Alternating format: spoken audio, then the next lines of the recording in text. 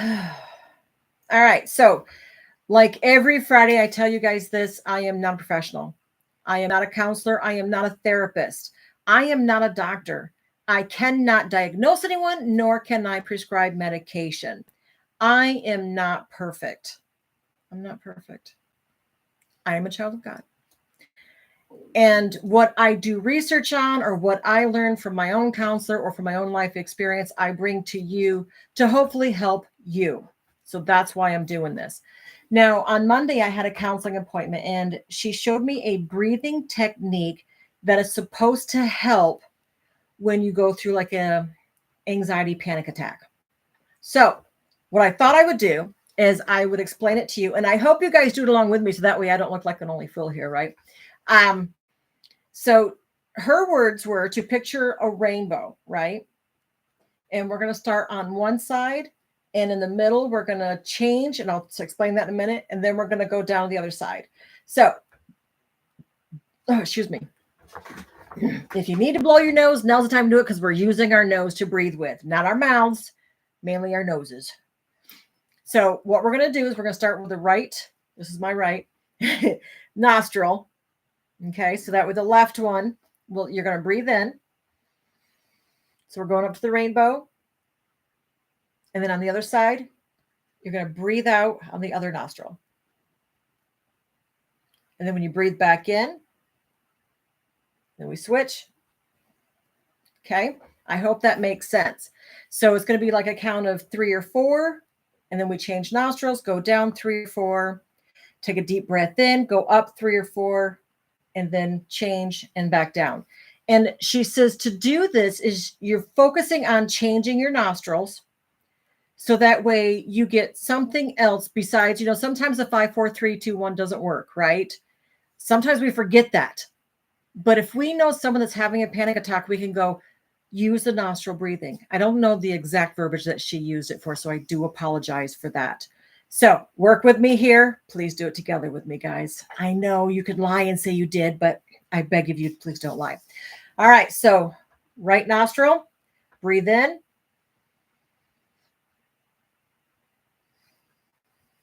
Breathe out. Breathe back in. Breathe out.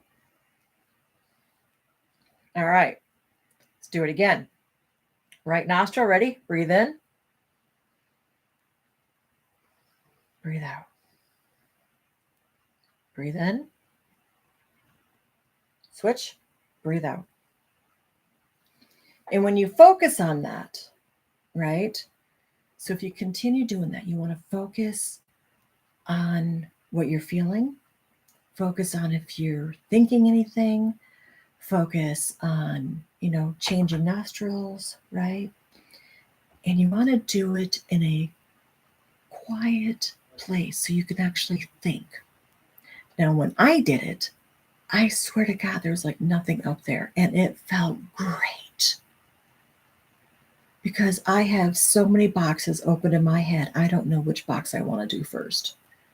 And then I just get so disoriented, going, oh my God, so disorganized. I just can't do it anymore, and it's done. So I hope that this right here is one form of coping mechanism that you guys can use as you're needing something to take away the pressure in the head, just something else to do so that way you don't go into panic attacks, things like that. So honestly, did anyone do it? Yes or no?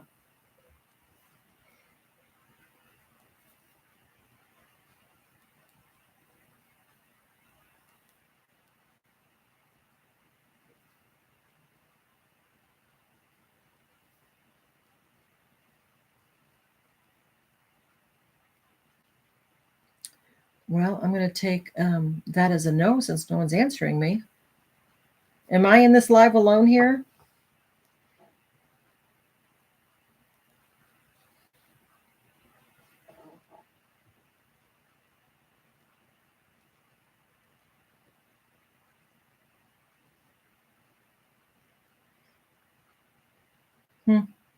Even Mickey left me.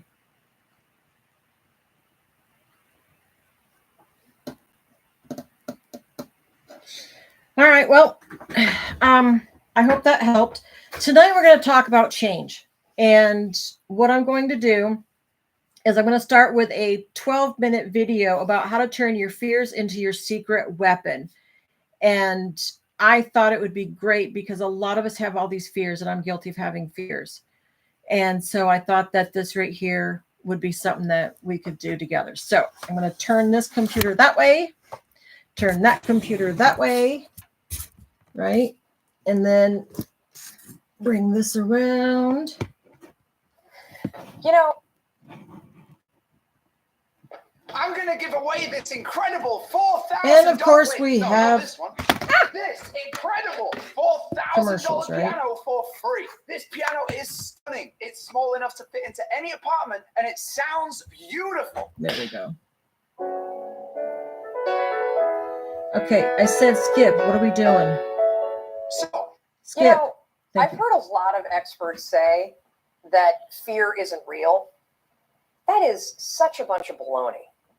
Fear is so real. In fact, there are probably things that you're afraid of doing right now in your life, in your relationships, at work. And the fact that you're afraid, that's robbing you of all of the experiences that you want to have in your life. I mean, if you're afraid to fly, that's going to limit your ability to travel and see the world or go visit friends. If you're afraid of public speaking, that's going to really limit your ability to express yourself and share your ideas. If you're afraid of talking to your boss or asking for a raise, that directly impacts how much money you make. Or what if you are dreaming of starting a business, or you've already started a new business, but you're afraid to talk to people and you're afraid to share your business with people? I mean, fear is something that stops us all. And that's why I'm here to talk to you, because it doesn't have to. Fear is real, but I am going to share a secret weapon that I have used for years to beat every single fear that used to stop me. Now, first, before we get into this secret weapon, I just want to cover a few facts about fear, what it is, what it isn't, and some things that you may not know about fear. So first thing, fear is a physical state in your body that is exactly the same as excitement. Let me say that again. Fear and excitement are the exact same physical state. Your heart races. You might sweat a little bit. You might feel tightening in your chest. You might feel a pit in your stomach. You have a surge of cortisol. It's basically the way that your body goes into a hyper-aware state because it's readying for action. Now, what's the difference between fear and excitement? Really simple. The only difference between fear and excitement is what your brain is doing as your body is all agitated. If you're excited, your brain's going, oh, wow, this is going to be so cool to ride this roller coaster. If you're afraid, your brain's going, no way. There's no way I'm doing that. This is dangerous. Get out of there. Don't do that. It's saying something different.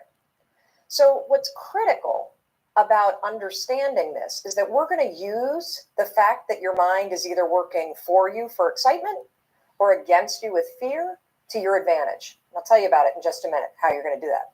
Second thing I want you to understand is that you may have heard the advice, feel the fear and do it anyway. You may have heard the advice, oh, just try to calm down. Think positive thoughts. It doesn't work, does it? And there's a reason why it doesn't work. So let's go back to fact number one. When you're afraid, your body's in a state of arousal and agitation, and your heart is racing, and you're all like amped up, and you're hyper aware of what's going on, and you're freaking out a little bit. What is it like when you're calm? You just kind of chill, right? You got like this low arousal state. Very, very difficult to go from a state of agitation of being all jacked up and excited and weirded out to a kind of state. It doesn't work. It's like trying to stop a train by throwing a boulder on the tracks. It's going to make the train jump off the tracks. It's going to cause a disaster. In fact, they've proven in research that when you try to ignore your fears, it actually makes them worse. And they've also proven in research that positive thinking alone also can make your fears worse. So what do? What do you do when you're about to go talk to your boss and you feel afraid? What do you do when you have to get on a plane and you're actually terrified of flying? What do you do if you got to give a presentation and you are afraid of public speaking? Here's what you're going to do. You're going to use a strategy, the same one that I use, that has helped me beat every single fear and turned me into somebody that is terrific when it comes to a high stress situation. This is how you do it. You're going to use my 5-second rule in combination with what I call an anchor thought, and that is going to reframe what your mind is doing so that your mind goes from feeling agitation and making you afraid to reframing it from agitation to excitement. It works like magic. Now, I have used this technique for years, literally for years. And one of the ways that I want to introduce you to it is I want to take you backstage. I want to take you backstage to a speech that I delivered this year. And what you're going to see is you're going to see me behind, the major set. I'm about to walk out. You can kind of hear the crowd roaring. My introductory video is playing. My body is in a state of arousal. I am literally, my heart is racing. My arms are sweating. You're going to see this. I'm going to tell you about it. And you're going to watch me use this same technique I'm going to teach you to reframe my nerves into excitement. Check this out. All right, I'm about to go on stage. There are 7,000 people out there, and it's so exciting because what they don't know is they're about to learn the 5-second rule, and their lives will never be the same again. Now, I got to tell you, my heart is racing. My armpits are sweating. I have the exact same physiological feeling as when I'm afraid, but I'm not afraid. I'm excited. Excitement and fear is the exact same thing in your body. It's just. If you're learning guitar late in life, there's one distinction Sorry that will about the determine if you're going to commercials, succeed guys. or fail. And I'm going to There's show really not much I can do about those. Just what your brain calls it. Here's a trick that's proven by science that I use every time I speak. When I start to sweat, when I start to have butterflies, when I start to have my heart race, I say, I'm excited. I'm excited to get out there. I'm excited to talk to these people. I'm excited to share the 5-second rule. And what that does is it sends a message to my brain that tells my brain why my body's all agitated and excited. And that way, I don't feel afraid. Remember, excitement and fear, exact same thing in your body. The only difference is what your brain calls it. Go get them. Now, I want to give you one more example, just to make sure that you really get how you can use this. So a lot of you have written to me about your fear of flying, and I can really relate to that fear because I used to have the exact same fear. But I use this same strategy to conquer it. Here's how you're going to do it. So first things first, if you've got to do something that really makes you nervous or that you're afraid to do, before you're about to do it, come up with an anchor thought. What's an anchor thought? Well, an anchor thought is something that's going to anchor you so that you don't escalate any situation into a full-blown panic attack or into a situation where you screw things up. It's a way for you to anchor yourself so you maintain control over what you're thinking and how you behave. So here's an example with flying. It's important when you're creating an anchor thought to pick something that is in the proper context of what you're afraid to do. So for flying, pick an anchor thought that has to do with the trip that you're taking. So if I'm boarding a plane to fly back home to Michigan, an anchor thought might be a picture in my mind of my mom and I walking on the shores of Lake Michigan where I grew up. That's a thought that makes me happy. It makes me excited. And it's also related to the trip that I'm taking. If you have a conversation that you need to have with your boss, pick an anchor thought about how you feel after having that conversation. Maybe it's you picking up the phone and calling somebody that you love and saying, oh my gosh, it went so well. Or, you walking out of the meeting and feeling like, yeah, I survived that conversation. I feel pretty good about myself. So now that you have your anchor thought, you're ready to beat the fear. How you're going to do it is this. So let's go back to the example of the plane. I'm on the plane and flying to Michigan. We hit turbulence. My body's going to start getting agitated, right? I'm starting to get nervous. My heart starts to race. One of two things can happen. I can't control how my body might feel, but I can always control what I'm thinking about, and I can always control how I act. and so can you. So when I'm on a plane and the turbulence hits, 5, 4, 3, 2, 1, that's step one. And it's essential. And the reason why using the 5-second rule, 5, 4, 3, 2, 1, is essential is because that is how you switch the gears in your mind, you awaken your prefrontal cortex, and you trigger your brain that you're now in control of your thoughts. You've interrupted the fear. You've settled your thoughts, and now your brain is ready for that anchor thought. So then what I do after I go 5, 4, 3, 2, 1 is I insert the anchor thought that I've already come up with before the flight. I start thinking about walking on the beach and being with my mom and my dad. And I start telling myself, I'm so excited to walk on the shores of Lake Michigan. I'm so excited to see my parents. Now, something remarkable is going to happen in your brain. Because you've interrupted the fear, and because you've used the 5-second rule to assert control and awaken your prefrontal cortex, and because you have an image that contextually makes sense to your brain because you're flying to Michigan, you know what your brain does? Your brain goes, Mel's excited to go to Michigan because my body is in a state. Remember the first fact? Fear and excitement, exact same thing. What's the difference between fear and excitement? What your brain is saying. Using the 5-second rule and an anchor thought, you can actually switch the gears in your mind and reframe the thoughts of fear into thoughts of excitement. And because you have a vision that makes sense based on what you're doing, your brain buys it. You just tricked your brain. Now, Dana used this technique. She says she's never been so calm when she's been flying. And Sarah used it too. Now, Sarah wrote to us, she was petrified of flying, but utilizing the 5-second rule and 5, 4, 3, 2, 1 with an anchor thought, check out this photo of her on a helicopter tour in Hawaii. Not only was the tour amazing, but here's what's really amazing. If fear stops you, this will change your life. And for those of you that are afraid of public speaking, check out this photo of Carol. She also had a fear of public speaking. And by using this technique that I've just explained to you, 5-second rule, anchor thought, reframe your thoughts from fear to excitement, something incredible happened. She was able to beat her fear and give a speech to her nursing colleagues. And that was something that was a life goal and also something she checked off her bucket list. Fear is real. You can't control the feelings that are going to rise up in your body when you're on a plane or when you're talking to your boss or when you see somebody that's attractive and you really want to go over and talk to that person. But you can always control what you think, and you can always make a decision about the actions you're going to take.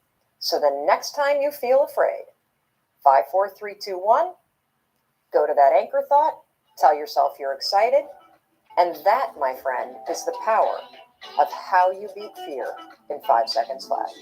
And don't forget, I'm here to help you however I can. All right. So what do you guys think of that quick little video?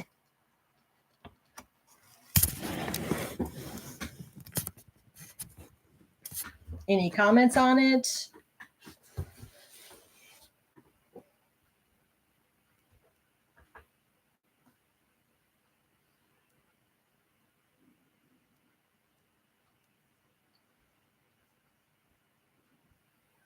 Okay. So this video right here actually goes right into my changing your mindset. How do we change our mindset? Well, she just told you one for fear, right? Was 5, 4, 3, 2, 1, and use an anchor thought. Perfect. Another thing that we can do to remain calm is food. There's foods that actually help reduce anxiety. Did you know that? Oh, excuse me. So some of the foods that help you is things like avocados. I know people say that's bad for you, but it actually helps reduce anxiety. Is that not just cool or what? Then you have eggs, and there's the leafy greens, which don't get me started. I'm not a vegetable person. That's just me. You have your nuts and your seeds, which I love those. Just saying. Oranges are good. That also helps reduce anxiety. Oysters, I'm not an oyster person myself. And salmon, oh my God, you can give me salmon any time of day. Love salmon. So those are just some things that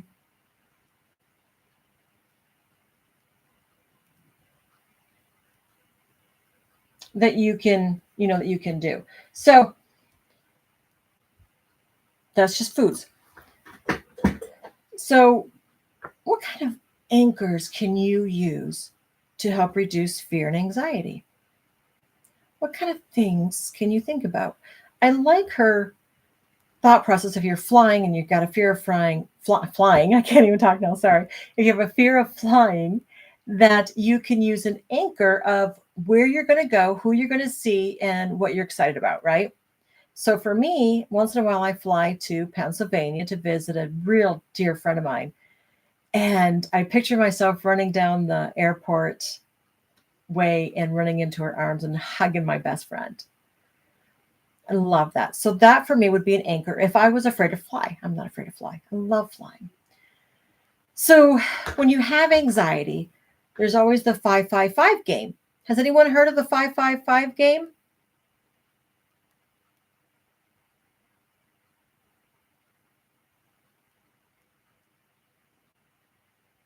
Well, the 555 game is a breathing mechanism to help you cope with anxiety. So you breathe in for 5 seconds.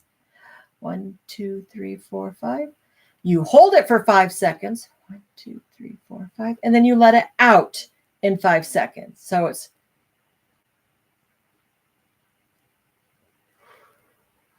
like that. So that's your 555. And that can also help you clear your head so that you can focus on other things besides maybe an anxiety panic attack that might be coming up, right? So you want to try that. Um, Now, I've had trauma in my life, and I'm sure a lot of people have. And I've also had a lot of prolonged stress, like right now, And it says that trauma, prolonged stress, anxiety, depression, and grief all contribute to feeling emotionally shut down. Has anyone here ever felt emotionally shut down where they just couldn't do no more and you're done? Just don't care? I felt that way several times. So you want to be careful of what medication you're on what you do during anxiety attacks and things. And the best thing that we can do to change is we can't change other people. We can't tell people how to act. We can't tell people how to react. We can't tell people what to think or what to say. But what we can do is we can change us. So if you have a negative person that you can't avoid for whatever reason, maybe go up, say hi, and walk away, and find something positive within that time frame. Maybe they look nice. Maybe they smell nice. I don't know. But find something positive and focus on that positive because sometimes it's hard talking to negative people. The negative Nancy's, the negative Nellies, whatever it is you want to call it, right? So focus on the positive. Do the deep breathing of 5 in, holding for 5, and then 5 out. Focus on positive. The more positive things that you can find, the better off you will feel because then you're not so stressed and anxious and worried or whatever the case might be, right? So, and if you feel that none of that stuff's working, you can seek professional help. I'm going through professional help, which is fine, not a problem. Now, there's the 5 C's of mental health. Does anyone know what the 5 C's of mental health is?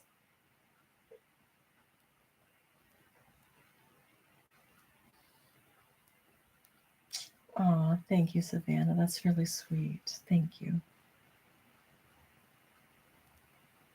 All right, so the 5 C's of mental health are contentment, calmness, compassion, courage and clarity.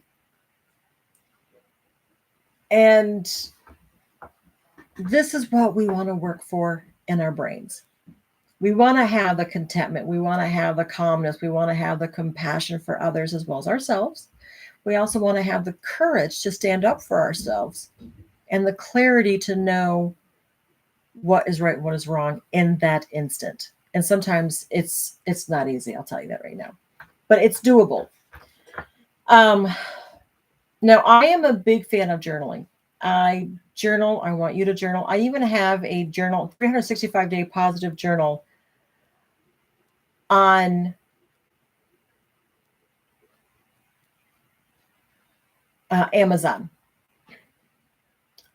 So journaling is not writing a book. It's not about doing paragraph after paragraph. Journaling could be a video. It could be a recording of yourself saying something.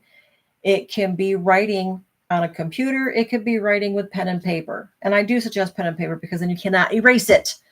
Because what's in your mind at that time, it may not be what you think of later on. And you're like, oh, why did I think of that?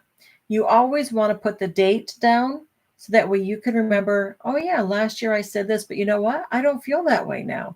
And then you can see where you've come along. So drawing, music, anything that you can do to help. I say journaling, you do your thing, right?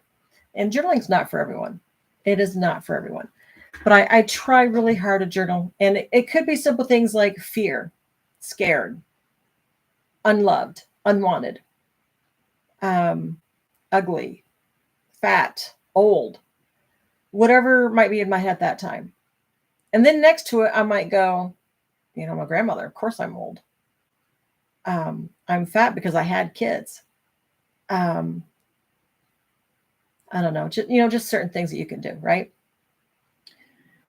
You also want to make sure that you take deep breaths to calm your heart rate, because you don't want to keep racing, right? That's not a good thing. We don't want high blood pressure, nothing like that. So you want to take deep breaths to calm your mind, slow down your breathing, slow down your heart rate, right? So you want to do that. Sometimes it's even taking a break from social media, Don't just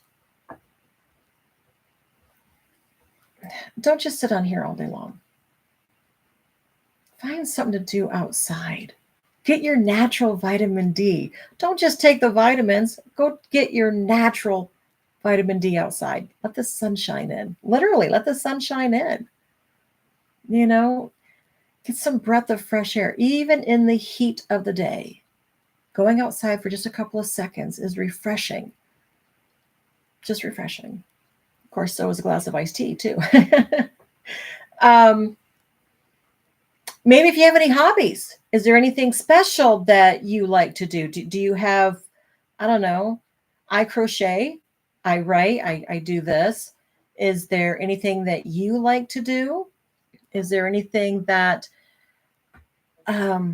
keeps your mind from racing? What interests and hobbies do you have that would also help change your mindset?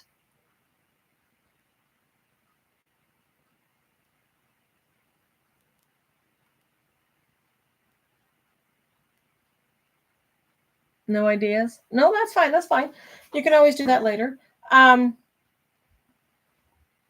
So exercise is good. You want to make sure you do exercise. I do not. Okay, I do. I chase kids. That's my exercise. Make sure you eat healthy. You want to be physically healthy. You want to be food healthy. You want to be mentally healthy. And you definitely want to be, like I said, physical, right? So you want to make sure to eat healthy foods regularly. Stay hydrated, especially in this heat. Stay hydrated. Only you can change you. I cannot change you. I can only give you ideas. I can give you suggestions, but I can't force you to do anything. And I don't want to. I don't want that kind of power. It's like way too much power for me. I don't want that. Oh, heavens. Make sure you at least sleep 8 hours. Now, my oldest child, she'll be 36 here pretty soon. She needs about 12 hours of sleep each night. Otherwise, I swear to God, she's like Oscar the Grouch. Do you guys remember Oscar the Grouch from Sesame Street? That girl, whoo, if she doesn't get 12 hours sleep, she is grouchy. So please make sure that you get the equivalent need of sleep that you need, whether it's 8 hours, 10 hours, 12 hours, like my daughter. Some only need 4, some need 3, so it just really depends on what your need is. So make sure you get the proper amount of sleep that is good for you. Doctors always say 8 hours, but not everyone needs a full 8 hours. Just saying. Make sure you set goals and priorities. What kind of goals do you have in your life?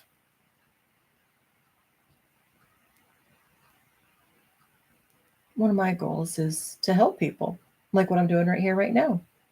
Of course, it really helps people talk back. Let me know what's in their thought process so that way I can hopefully help them.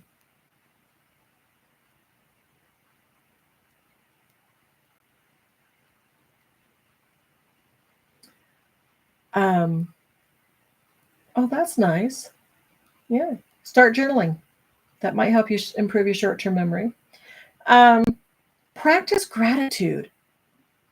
Find things to be grateful for. And for me, I find ways to praise God, for the sunshine. Sometimes the rain, we need the rain. Not as much as Oregon has it here, but we need some rain.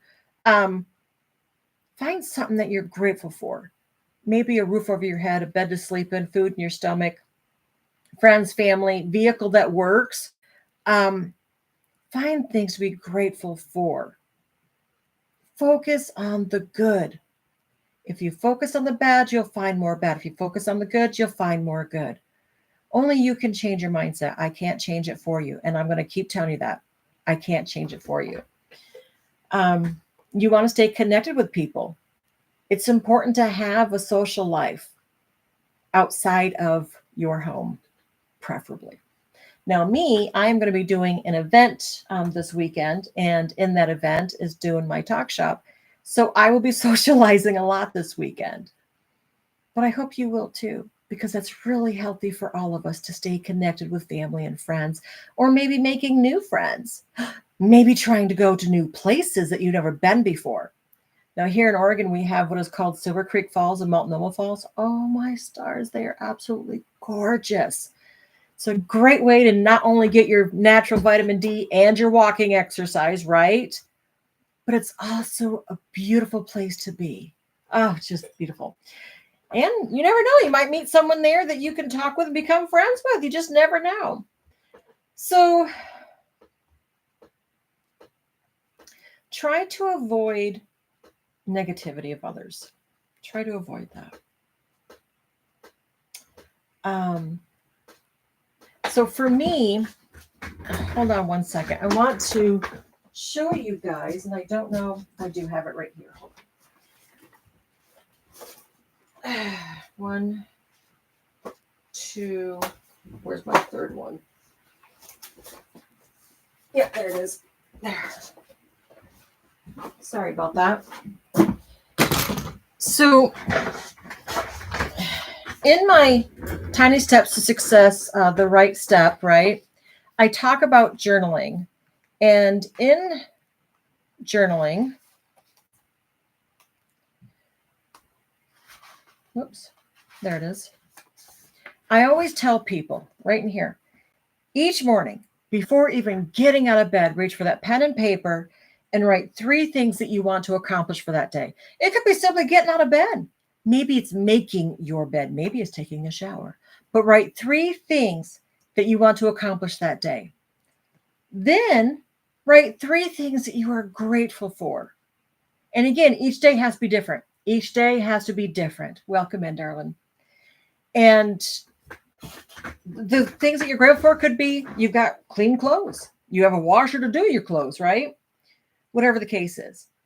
Then at night, just before you fall asleep, I want you to write about 3 positive things that have happened in that day. Maybe you went outside and sat in a rocking chair. Okay, I sit in a rocking chair on my front porch, right? And I just look at the view. I listen to our turkey gobble. I listen to the roosters crow. I see my cats playing. You know, thank you. I appreciate that. And welcome in.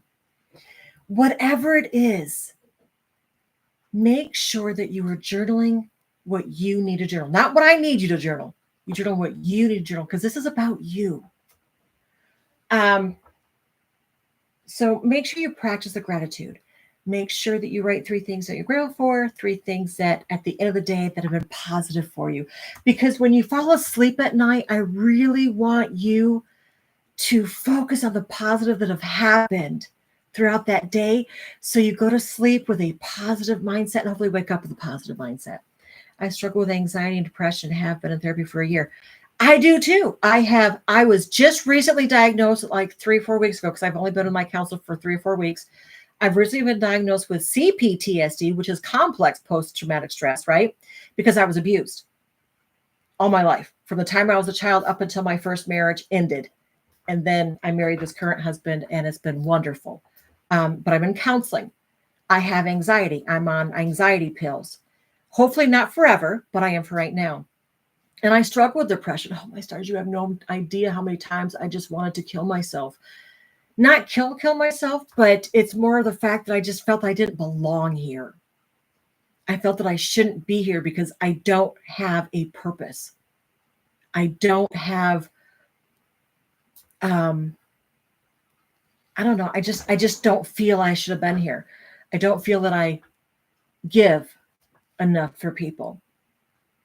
And I really want to make a difference and I don't see that I do. And when I don't see that I do, I fall back into that depression state. And it's like, I really shouldn't be here. Now, don't get me wrong. I will never kill myself. I think it's wrong. I think it's against God's rules, but that's just my belief. I'm not here to push my belief on anyone. I want to say that up front. When I believe in God, I believe in God. I am not here to push my religion or my beliefs on anyone. I'm just saying this. And I struggle with that. And the funny, not funny thing is that my current husband always thought that depression, PTSD, anxiety, whatever else, right, is just on your head.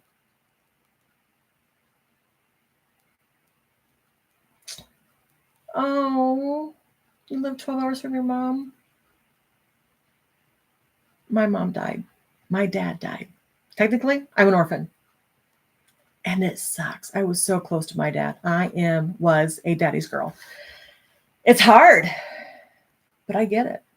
But at least it's only 12 hours.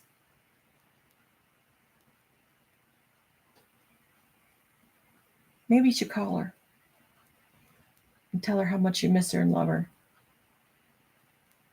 You know, we as moms love when our children do that.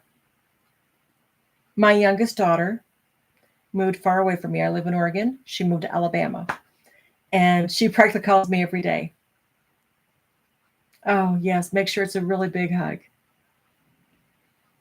And I can also tell you, do not take advantage of the fact that you have parents. I don't care if you have 1, 2, whatever, grandparents, whoever raised you. If you still have them, please don't take advantage of that because they will not always be around.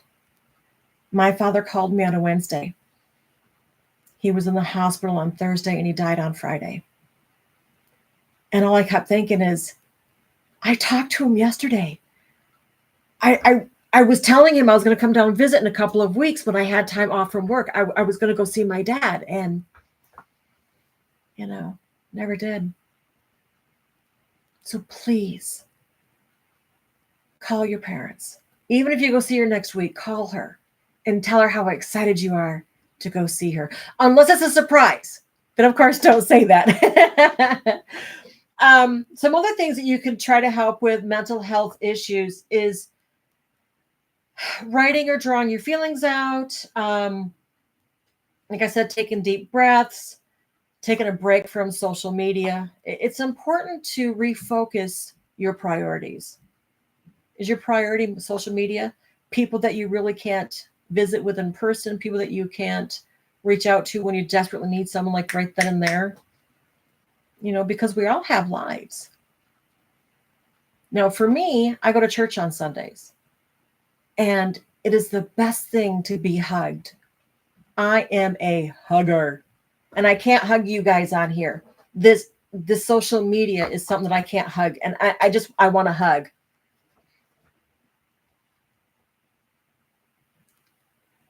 That's awesome. I'm glad to hear that. So I have 3 self-help books. I also have my positive journal, which is right here. Holy smokes. So this is my 365-day positive journal, right? My first book was The Right Step is the Right Step. Oh, that's awesome. I like that. I have something to say about affirmations too. So The Right Step is about journaling. The second one is self-care. And then the newest one I just wrote this year is Not Alone, Not Forgotten. I'm telling you, God told me I had to write this like 2 years ago. I didn't do it when I finally did. It like a weight was lifted off, right? So I want to tell you about affirmations. Affirmations are great, but sometimes our heads don't believe that you are loved. So if you say things, for me, I need, Llewellyn, you are loved. Llewellyn, you are great. Llewellyn, you are smart. Thank you. It's got lemons on them. All right. You said my shirt. So look, see, I don't know if you can see, but I have yellow pants on here too. I wore yellow today because my granddaughter was in VBS and their color scheme for today was yellow. But so my counselor was telling me that saying the I am loved or I am special or whatever the case is, sometimes our brains don't think that it's true, right? And sometimes they don't work. So she told me to say things like, I love the idea that Llewellyn is smart. I love the idea that Llewellyn is creative. I love the idea, right? So I use my name. That's important. And instead of saying Llewellyn is kind, Llewellyn is good, like I say in my Mammy's Corner for children, right? I have another YouTube channel. Is it? That's cool. So I have 2 YouTube channels. One is called SAIL, which is Surviving Abuse in Life, which is what I'm recording on as we're talking here. The other one is Mammy's Corner, where I do affirmations with children, as well as I read stories, children's stories to them, right? And because my children call me Mammy, Mamie, and I do affirmations with the children, and it's I am loved, I am good, and I am kind. And she says that we can say, I am good. I am good. I am a very good person. Don't get me wrong. Don't tick me off. As a New Yorker, honey, I'm from upstate New York. Don't tick this girl off. But, oh, perfect. I will get you here soon. But I started it for my grandkids because my daughter moved to Alabama with my grandsons. But so what happens? Oh, we're in upstate New York. Now you got me curious. We're in upstate. Where are you from?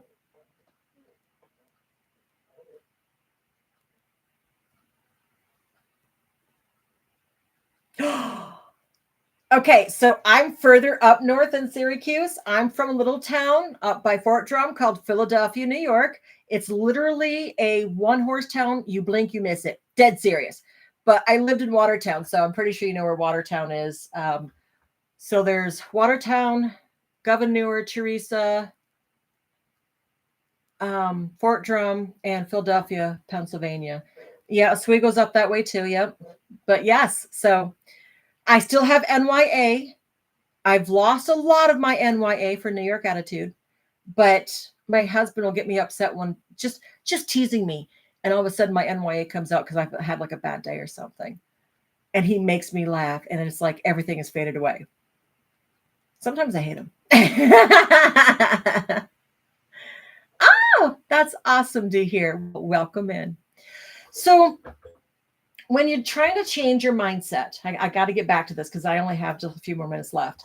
When you're trying to change your mindset, you want to make sure that you are in a relaxed area, preferably where no one else is. I don't care if you hide in a closet, but find a place that you can just breathe, relax, There are several breathing exercises that my counselor has taught me. If anyone's interested, I'm more than happy to work on that. Um, Maybe relax with music. Maybe relax with reading, you know, maybe spending time in nature. I was a nature girl. I love being out in nature, except when there's mosquitoes. I hate mosquitoes. Um, yeah, you can do the gutting method. Yep. And then you want to maybe try something new, something that you've never done before.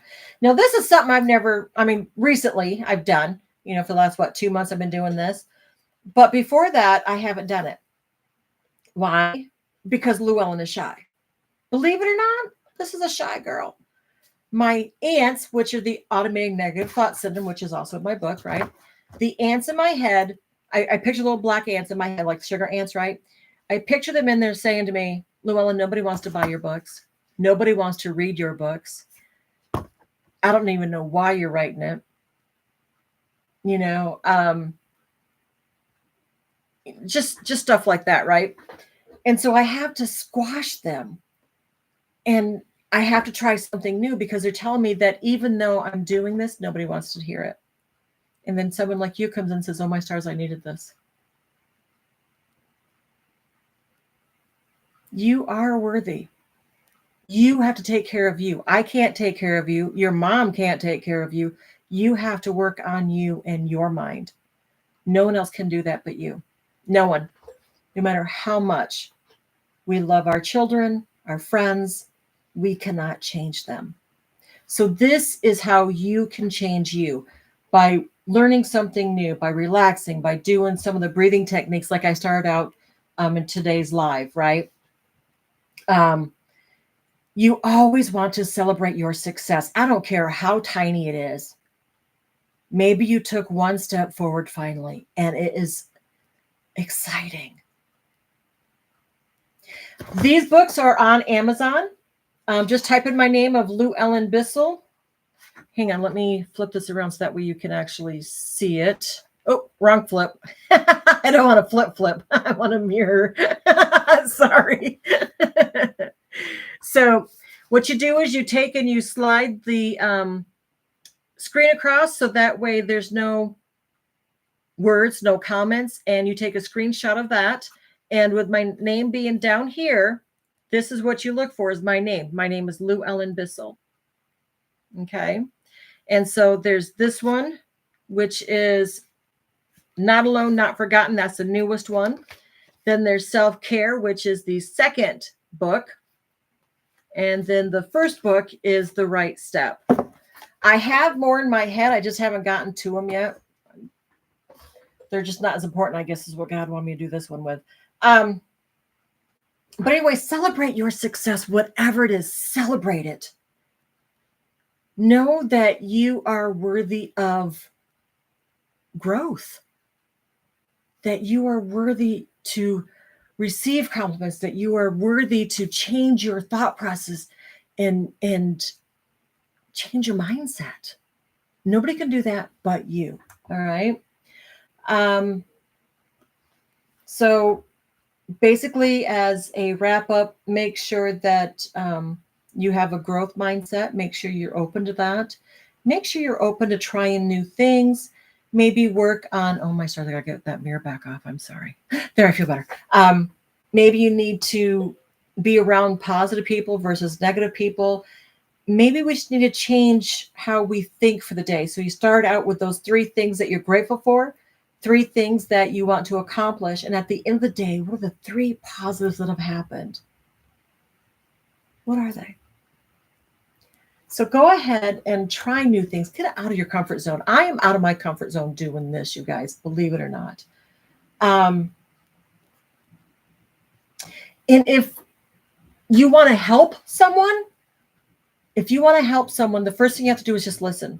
Don't talk. Don't even think about what to say. Just do active listening, mouth shut,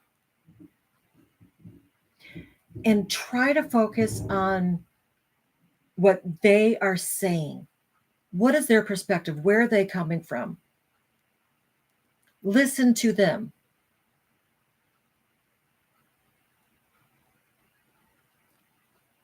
Oh, that's nice. Laughing is good. They say laughter is like the best medicine ever, right? Um, when you're helping someone else, again, you want to listen, avoid, and I mean with, don't do this. You have to avoid giving your point of view on something. So if they're talking to you, just listen.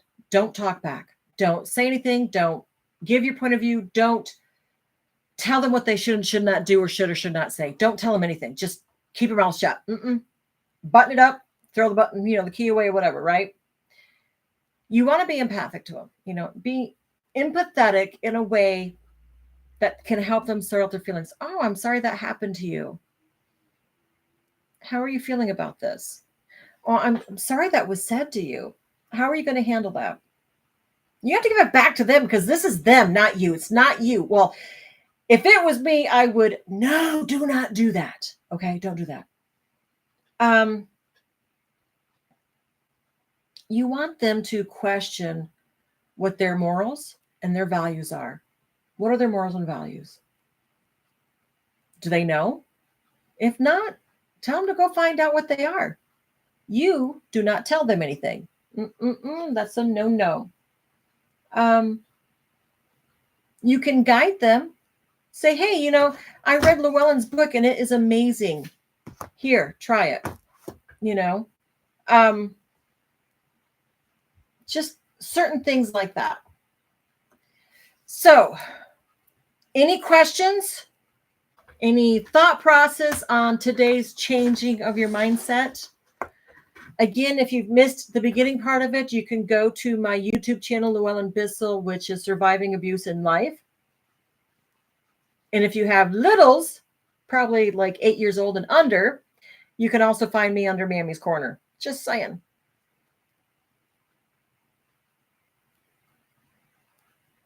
So I have something I want to say to you guys here on Clover, but first let me close down my YouTube channel.